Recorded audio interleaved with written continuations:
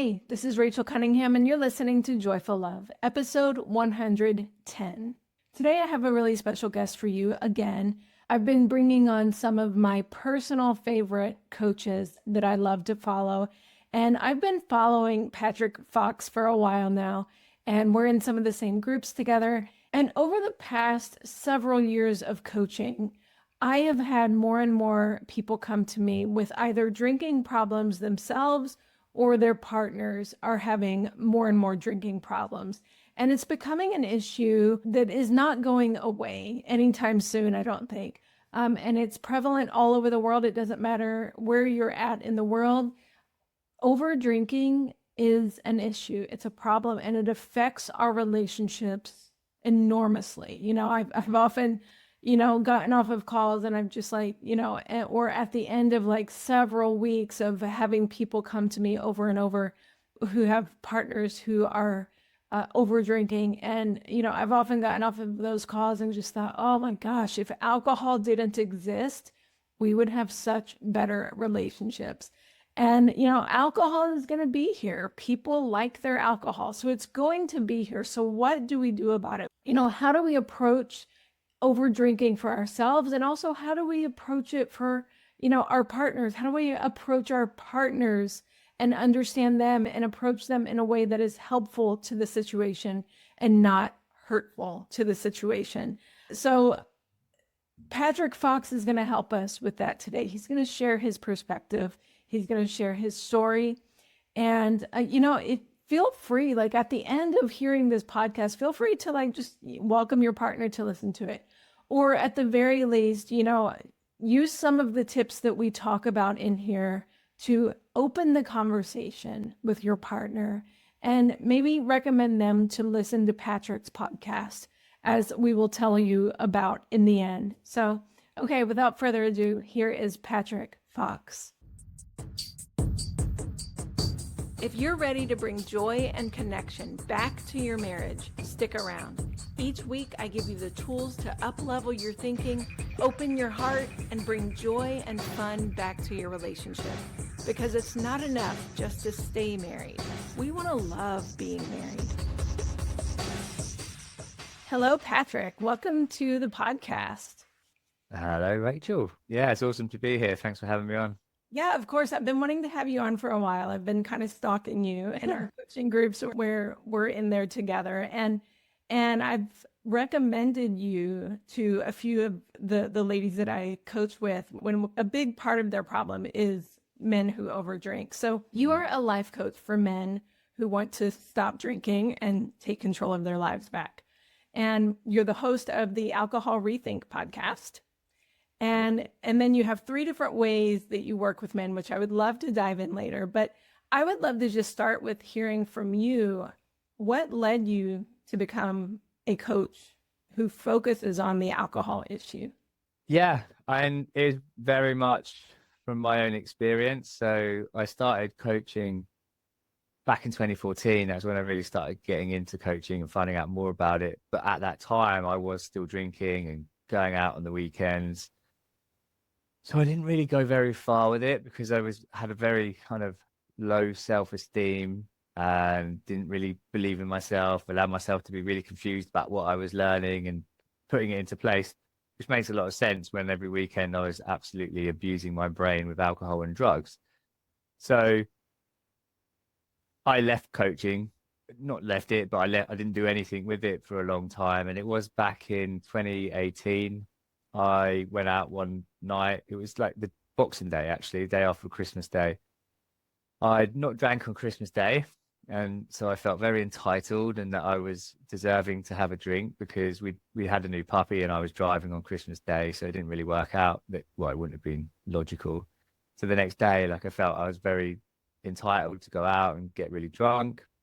So I went out on Boxing Day. I felt very entitled, and we went to the local football game. I went with all of my mates and stuff like that. And I used to go to the soccer, as you call it in the States, but we went to this football game, and, we rarely ever went out for the second half. Like, we'd go and watch a game, or I speak for myself, right? Like, I'd go to the game, I'd watch about 30 minutes of a 90-minute game, and then I'd go to the bar, and that's where I would stay for the majority of the game. And that's what happened on this occasion. So you used to get quite drunk very quickly. Although in my head, like I felt very sober still. And I'd like meet my partner and she would talk to me and she'd go, "You're drunk." And I'm no, I'm not drunk, I'm fine. Right. Now being someone who doesn't drink, like I really see that. I can see how people change when they're drinking, but how when you're drinking, you think you're still the same. Yeah. Anyway, digress slightly, but I used to have this thing where like I'd have a few beers and then I'd want to buy cocaine because I didn't actually ever like the feeling of being drunk, weirdly and strangely. So after like a few beers, I'd want to start taking drugs because then I could drink more and carry on the party. That was what was kind of the thought process behind it. So we went to the football game. We won the game. So of course you've got to celebrate when your team wins, right? Yeah. And so we went to like a local pub afterwards and carried on drinking. And then we were sat there, and by this point, I was like, I need something else outside of myself to keep the party going. So I started trying to buy drugs, and I was phoning up all these drug dealers. And like, this is Boxing Day, making all these phone calls, and I'm like asking all these people in the pub if they know anyone. And my phone was dying, and I started getting really anxious in case someone was going to phone me back. So then I had this whole thing buying a charger, and then the charger didn't work. And like, I was getting really, really anxious about trying to buy these drugs whilst I was in the pub, and I was with three other guys. I remember zero conversations that I had that night with any of them, not because I was drunk, but because I was so consumed about buying drugs. Cut a very long story short, it didn't happen. I didn't manage to buy anything. I remember I left the pub that night. I stumbled home, and the next day I woke up on the sofa, hungover, like I'd done many, many times before. But this time felt different. Like I was in my head, I was like, I cannot do this to myself anymore. Like I'm done. Like I've had enough. And I remember my partner came downstairs and into the front room, and I said that to her, and she probably heard it hundreds of times before. But something had started to shift in my mind around it because during that month of December, I've been going out quite a lot, and my friend recommended this book called This Naked Mind by Annie Grace, and it's an amazing book, and she talks a lot about how the brain works. She talks about how alcohol works. And then when you combine those two things together, you get like this real educational piece on why you drink. And it really helped me to start removing some of the shame I had around my drinking, but also helped me to start revealing why I was drinking in the way that I was. And it kind of just coincided that I had that moment on Boxing Day where I woke up and I felt like I was turning into my dad, right? Like my dad was an alcoholic, absent father. And I felt like all of a sudden I was turning into that guy that I promised myself I was never going to be. So it was almost like I scared myself awake. When you mentioned this shame piece, it got me to thinking like whenever I hear people, including myself, who have taken control of like their over drinking, it's quite a common story of dropping that shame. And can you tell me more about that? And I'm sure it wasn't just like an instant moment where you dropped the shame. It was probably a journey of that. Tell me more about like how dropping that shame helped you to kind of continue the process of stop drinking. Yeah, it's a huge piece. And I think by dropping the shame, by creating an awareness of why I was drinking in the way that I was, it took away some of that blame. It took away some of those feelings of like guilt and resentment towards myself, because it's almost now I had some science to back up what was happening. Like, yes, I was responsible for my drinking, but there was also on a biological level, all of these other things happening that were making me want to drink more and more. And so going through that process of understanding why I drank and kind of looking back over my life at when I started drinking and all of these different points, like it just made so much more sense. And for me, it made it so much easier to stop, because now I wasn't carrying around all of that shame, all of that guilt, all of that self-blame. Right. I could take responsibility for it in a way that felt cleaner. Yeah. You know what I mean? Yeah, absolutely. I had a similar kind of journey with me. I knew that I like my body, my mind, like, and the way I was sleeping, everything was telling me like stop drinking alcohol. And I was using it to buffer my emotions during a really stressful, hard time. We were living in survival mode, raising teenagers who needed extra help and who were going through their own things. And like at night, I was just like, I have to have a drink. And then it was 2 drinks, 3 drinks, right? And if my husband wasn't here to help me finish the bottle, then I would just finish the whole bottle, you know? And for about 4 years, every single morning, I was like, I have to stop. I have to stop. And I would try to willpower my way through it. And it wasn't until I really started viewing myself as worthy of better. You know, I didn't have to shame myself. I didn't have to like find the magical strength to push through. I had to like just remember that I was worthy, and I didn't have to shame myself through it. I was worthy of a better life. And that's when it really started clicking for me. Yeah, I can relate. And I think that when we come from that place of like, oh, I have to stop, right? Like even just noticing it, like I feel the energy is like it's really pressure, isn't it? It's coming from a place of fear of like, oh, I have to stop. Mhm. And but then there's that, well, I don't know why I keep doing it piece as well. And so yeah, by understanding why you're doing what you're doing, then you can take control of it in a lot easier way because you're much more conscious, more mindful of why it's there in the first place. Yeah. The challenge I had was my identity was so wrapped up in drinking. So I mentioned I had low self-esteem, and you mentioned there about low self-worth. Like I had really low self-esteem. I didn't think very highly of myself, but one area of life that I did think highly of myself was my ability to drink. Mhm. Right? I used to think I was a good drinker, but I kind of prided myself on being the first one to drink, being the last one to finish drinking, how much I drank, how quick I drank, right? Like I built up this whole persona of a drinker. Yeah. And to take that away was really scary because I was like, well, who am I without alcohol? Yeah. And all your friends knew you as that guy too, probably. And that had to be a major shift of like learning a new identity piece. Yeah, like I had a nickname, Pint Per Minute Pat, right? Like that's what someone called me because I Yeah. used to drink so fast. And I used to think it was really cool and everyone else was not cool because they were taking so long to drink. But now, I can look back and go, wow, what was going on for me to want to do that, right? Like it was just purely ego driven. Yeah, absolutely. Well, I'm a marriage coach, and I help women who have all the range of issues and they want to heal their relationships. And one of the things that often comes up is my partner overdrinks. And they're constantly telling me about how all the ways that affects the kids and their relationship. They feel so distant, if their partner starts drinking and overdrinks. They can't relate to them at night. They can never have difficult conversations. They can never have even good conversations. And so I hear that side of the partner who is wanting her partner to stop over drinking. I'm curious, like from your perspective, now that you look back, how do you feel like it affected your relationships and even your relationships with your kids? Massively. Yeah. I remember my partner saying, I feel like I'm walking around on eggshells with you all of the time. And that was because I was very unpredictable.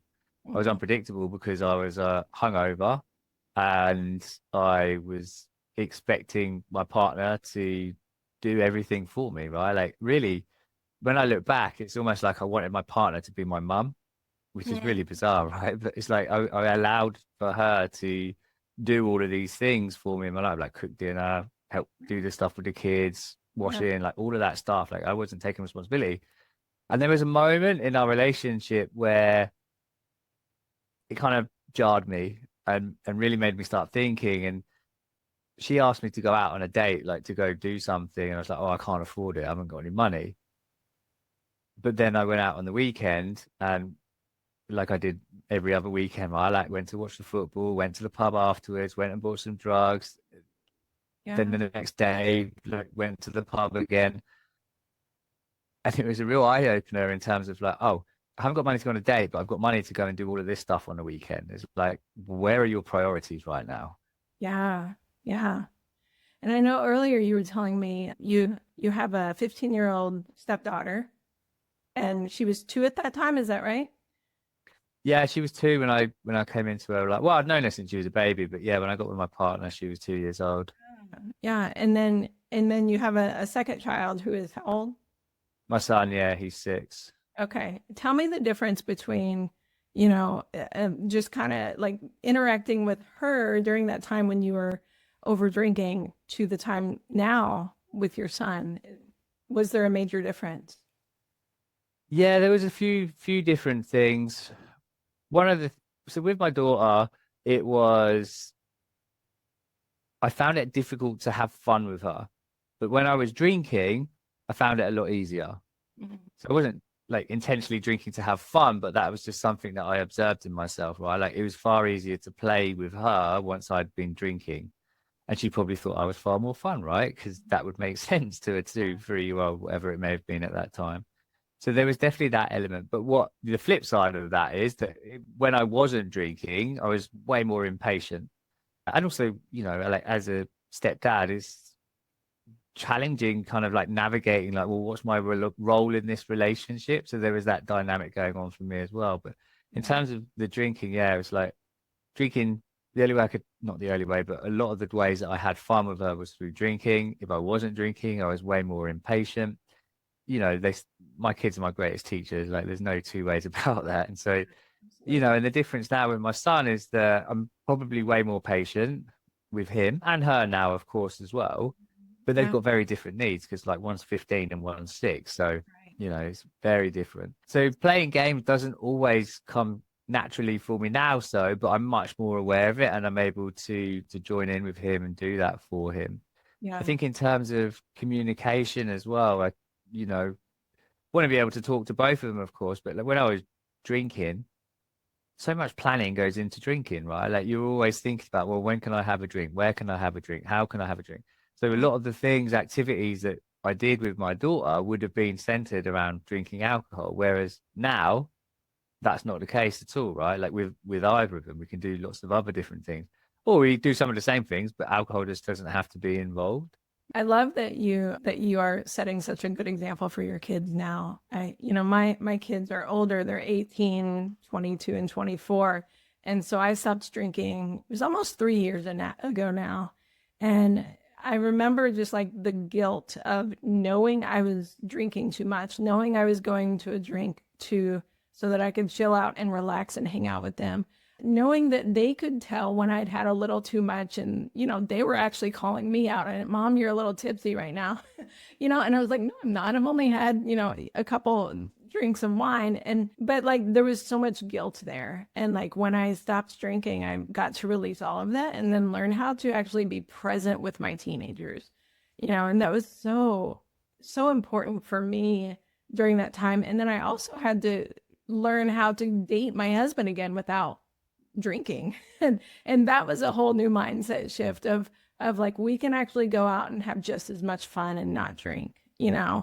And did you notice that with your partner as well, that you had to kind of relearn how to have fun? Yeah, absolutely.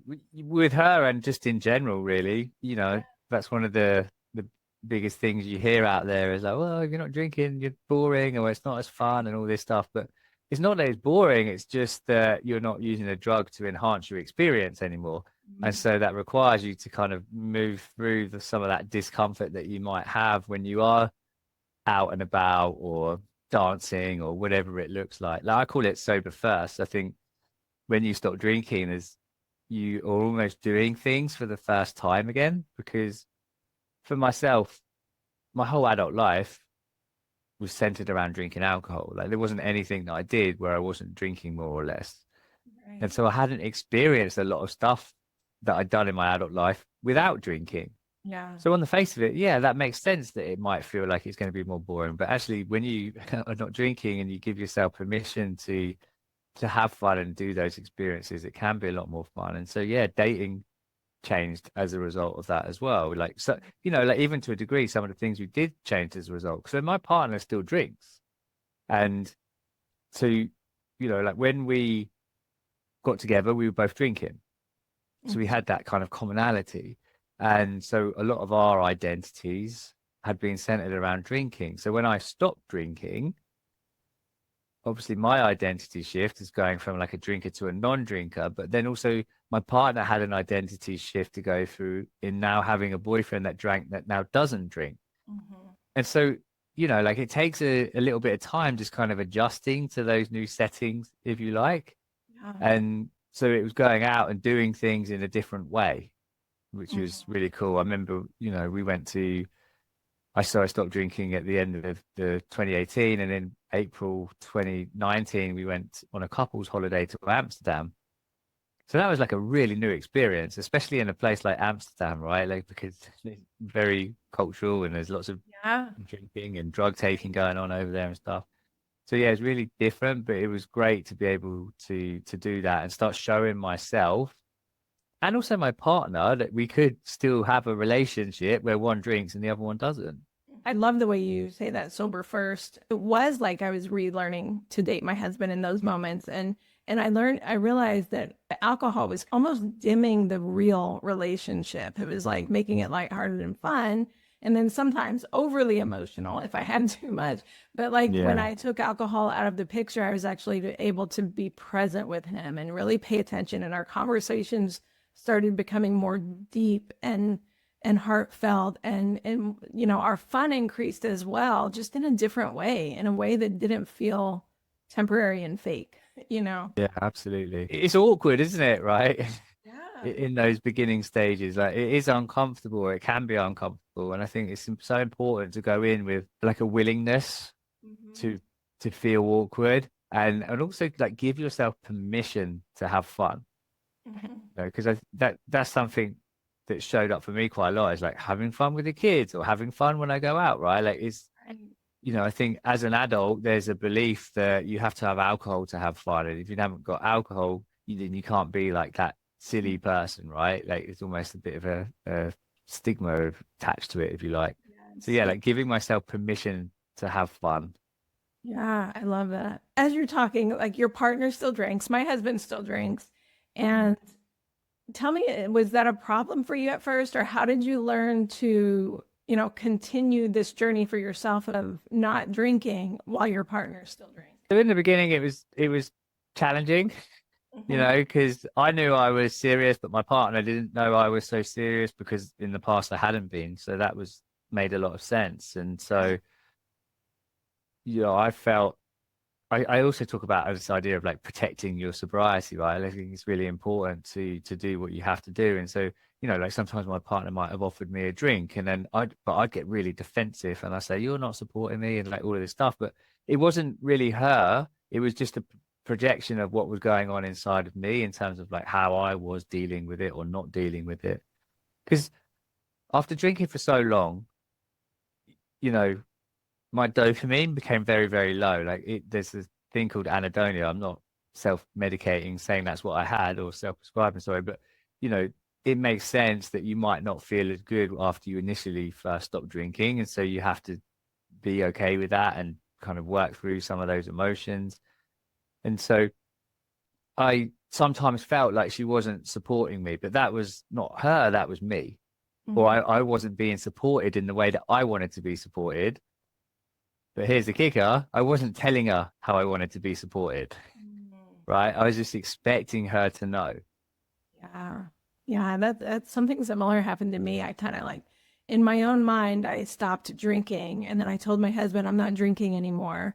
And I think he was just like, okay, that's fine. He didn't really see that I had a problem. I wasn't someone who got drunk all the time or anything like that. It was just like I knew I had a problem because my body was telling me Yeah. stop drinking, and it was affecting the way I related with people. But when I told him, he didn't realize how serious I was.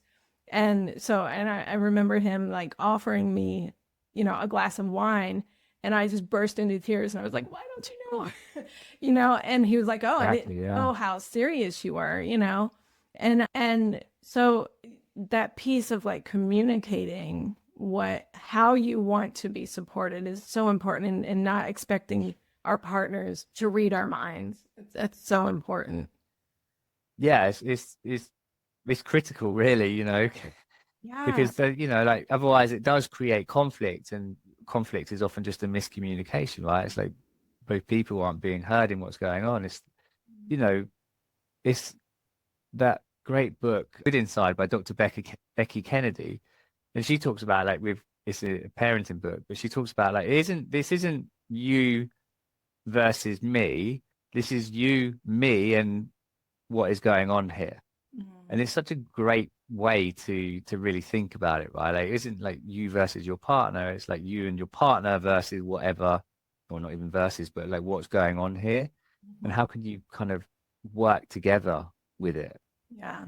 Yeah. And it's really important that you both do want to work together on it, because, if you're in a relationship and that other person doesn't want to change, Mm-hmm. then it's going to be really challenging. Like, you're going to have a hard time, right? Because if someone doesn't want to change, they don't want to change. And all that's going to happen, generally speaking, is it's going to create more conflict, more tension. And you're trying to make someone do something that they don't want to do. Right, right.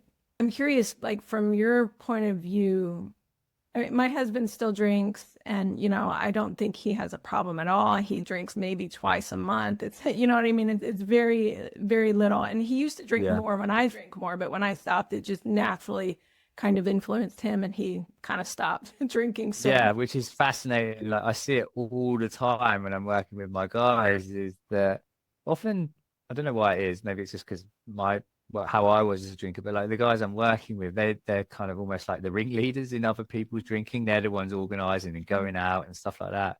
And then when they start making a change, it has a ripple effect, and they start noticing that their friends are drinking less. And so they notice that their friends are drinking less and that their partner's drinking less. And then it's really fascinating how it kind of evolves.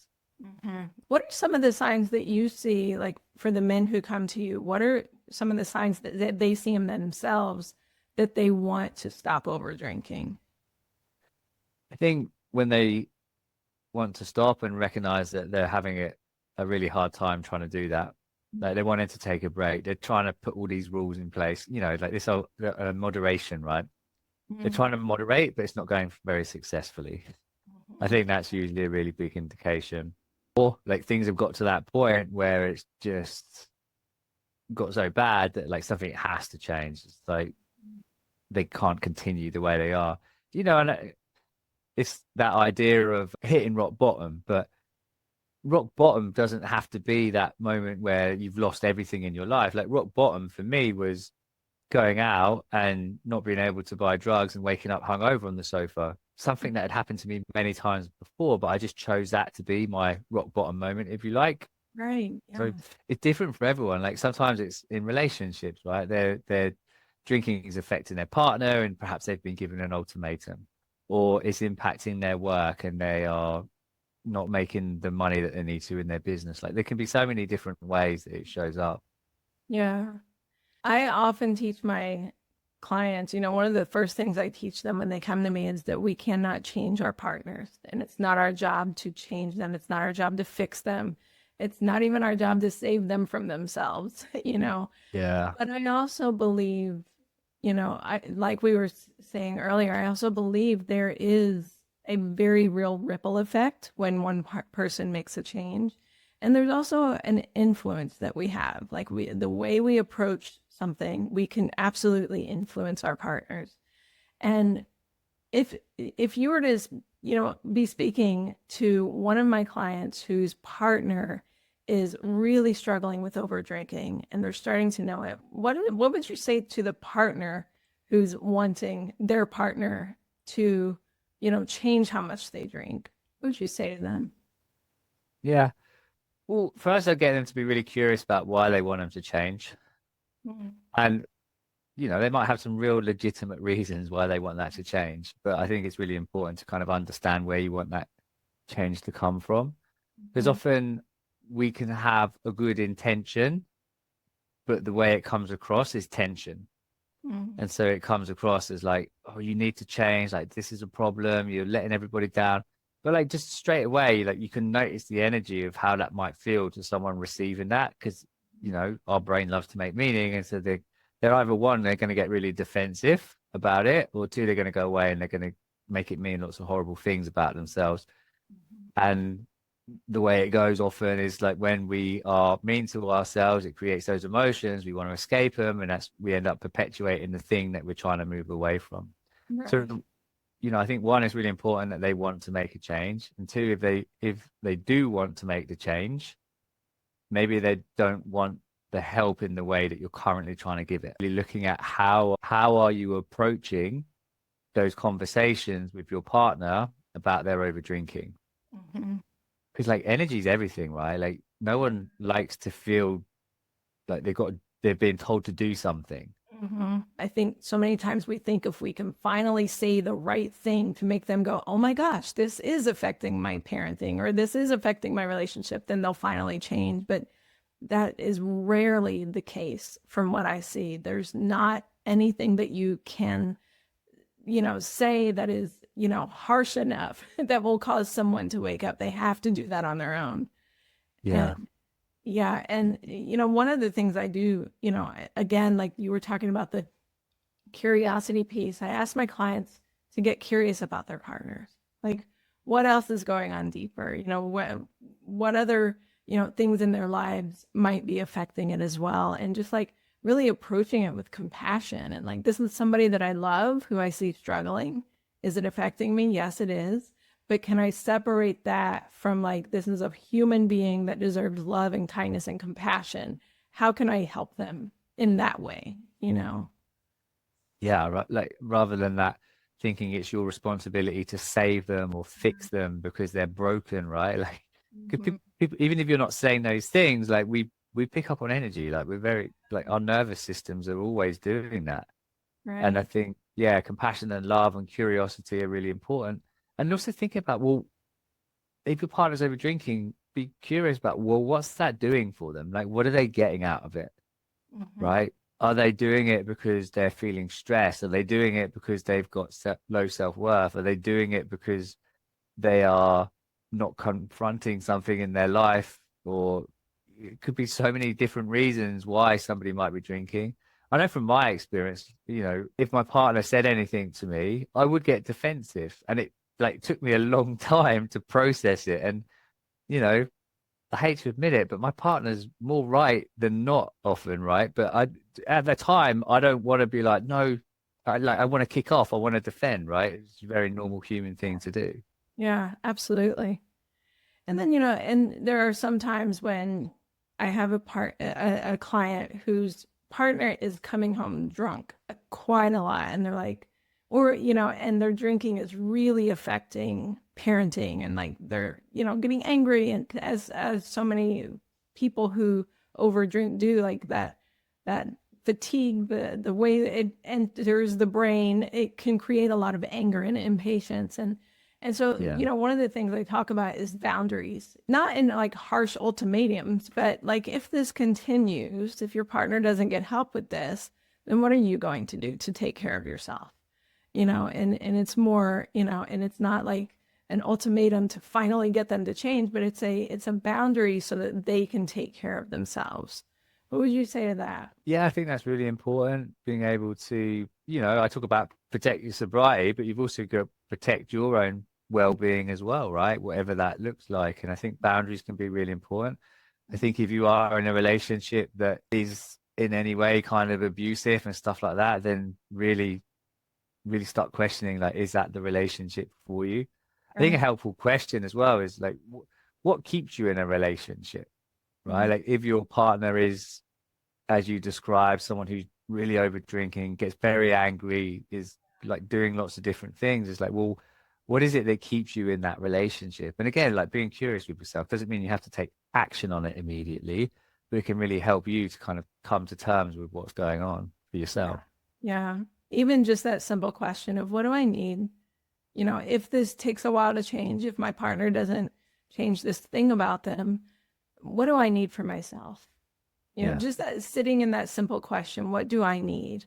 And it's going to be different for everyone, like there are some partners who can really hold space and say, this is okay. Like it's not affecting us enough to where I'm out of here, and they can really hold loving space for their partners. And then there's other times when it is absolutely okay to say, we need to try a separation or we need to, I need to go stay with my mom for a while. And again, like it's about like what you are going to do, not about like convincing your partner to do something. It's about like I totally believe boundaries are, what am I going to do to take care of myself in this moment? It's setting a boundary for yourself, not giving an ultimatum to a partner. Yeah. Yeah, Yeah. absolutely. Even, so I mentioned earlier about my dad, like my mum and dad got divorced when I was 9, Mhm. and but they'd actually split up way before that. Like they were just kind of, I was going to say sharing with parental responsibilities, but that wasn't the case either. But Right. like I've had conversations with my mum about it since, and like his drinking was a real problem because he was absent a lot of the time. Like he'd spend money in the pub, he'd be gambling, be doing all of these other things, and he'd make all of these promises to my mum of like, I'm going to change this time, like just give me one more chance. And she kept giving him chances and chances and chances, and he didn't make any of those changes. So my mum always regretted not withholding her own boundaries, not listening to her own intuition. And like it can be really scary, of course, right? Because if you are in a relationship with someone and if you've got lots of things invested in that relationship, like property and children especially, like it's going to create a lot of change. But you have to be able to have a look at it and just kind of be honest with yourself about what's going on, I think. Yeah, absolutely. What are some myths that, people who have tried to stop over drinking and continue, without success over and over? What are some of the myths that people try that just aren't working? Yeah, I think myths, stigmas play a big role. I think for guys, some of the things I notice with guys is that they think it's weak Mm. to ask for help. It's weak that they can't control their drinking. So that immediately creates a lot of shame. It immediately creates them going inside of themselves and not looking for that support, thinking that they can just get on with it. But the challenge with that is that all it does is again creates more of what you don't want, and you end up drinking more because now you feel embarrassed or ashamed that you can't stop what's going on. So it's like a really rough cycle. And I think myths are, we've already spoke about one, like you have to drink to have fun. Like I think that gets in the way. Yeah. The challenge is, as I say, with alcohol is that you can become dependent on alcohol, not in the necessarily physical way, but in a psychological way. So if you make all of these associations with going out and what you do with alcohol, or using it as a way to relieve your stress or as a way to socialize, like you've become dependent on something outside of yourself in order to experience life. And so it's really important to kind of recognize that different, what's the word I'm trying to say here? Like to recognize it in yourself, like how you're using something outside of you to have those experiences. And the myth is that if you are drinking, that you're going to be boring, you're not going to be able to have fun, that you're not going to be able to do any of the things that you used to do in your life. And of course, well, that doesn't sound like a very good prospect, does it? So you Right. end up carrying on drinking. Yeah. Yeah, absolutely. I know that you have had so many people go through your program and so many success stories. Do you have one or two success stories that you can share just to kind of give some hope around this issue? Yeah. So I work with guys, and generally after about the 3 month mark, when they've been doing the work, when they've been getting coaching, they are radically seeing themselves and why they drank in a different way. And that's key, because if we can change our thinking, we're going to change how we feel. We're going to change what we do as a result of it. But it takes a little bit of time, right? It takes a willingness to be able to look at your drinking. Often we want to create change from a place of pain or fear, which is fine. It might be like the thing that gets you started, but it might not motivate you to get over the line with it, because that's the willpower piece. But when you're actually able to start having a look at it, that's really when you're able to start shifting your mindset. So, I mean, even just now, I was working with a client before this call, and we were going through this process of looking at, well, what do you get from drinking?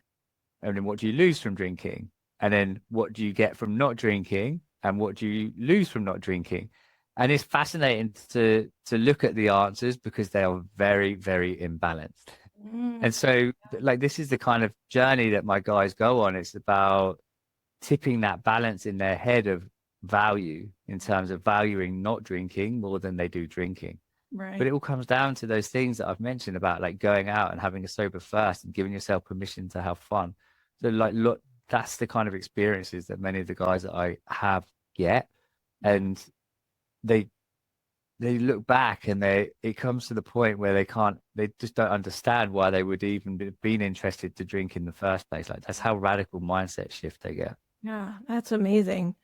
I love that you brought in that mindset piece of and even like the idea that you get honest and say, what is alcohol doing for me? What is it like in understanding? And I had to do the same thing with over drinking or overeating and over drinking of like, what is this like chocolate cake doing for me? What is the wine doing for me? And then like when I was able to get really honest, I was like, okay, it is serving me in some way. It's serving me. I can be honest about that, but it's only serving me for a small amount of time. And then the next day I'm like, it's not serving me anymore. So like looking at like how it's serving us also helps us open our brain and say, how else can I meet that need? And sometimes it's as simple as like my brain wants some fun, and my brain is like constantly working or meeting responsibilities and my brain wants some fun. So how can I start giving it fun and creativity on a regular basis? Yeah. Yeah, absolutely. I do I've done some work with Gabor Mate and his compassionate inquiry course. And like one of the questions that I came away from that I absolutely love is asking stuff like, well, what's right about it? So if you are over drinking or overeating or over drugging, whatever it may be, over mobile phoning, like Yeah. ask yourself what's right about it. Because often we're so quick to make ourselves wrong about what we're doing, and that's when the shame comes in, right? And that's when it becomes so much harder. But when we can look at what you're saying is what is the need that this is trying to meet, and recognize that, okay, so I'm meeting that need, but the tool that I'm using to get there is perhaps not that helpful. Mhm. I heard a expression recently, and it's that if the only tool you've got is a hammer, then everything looks like a nail. And I apply that to alcohol, right? Like if the only tool you've got is alcohol, then everything looks like a nail. So you're trying to like solve all of life's problems or challenges or experiences with one tool, alcohol.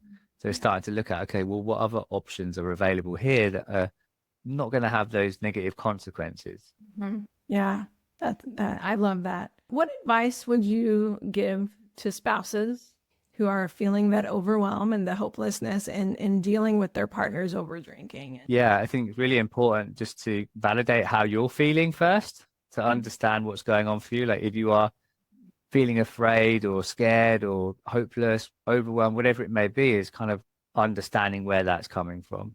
Mhm. Because if you take those emotions into a conversation, you might not kind of generate that kind of outcome that you're looking for.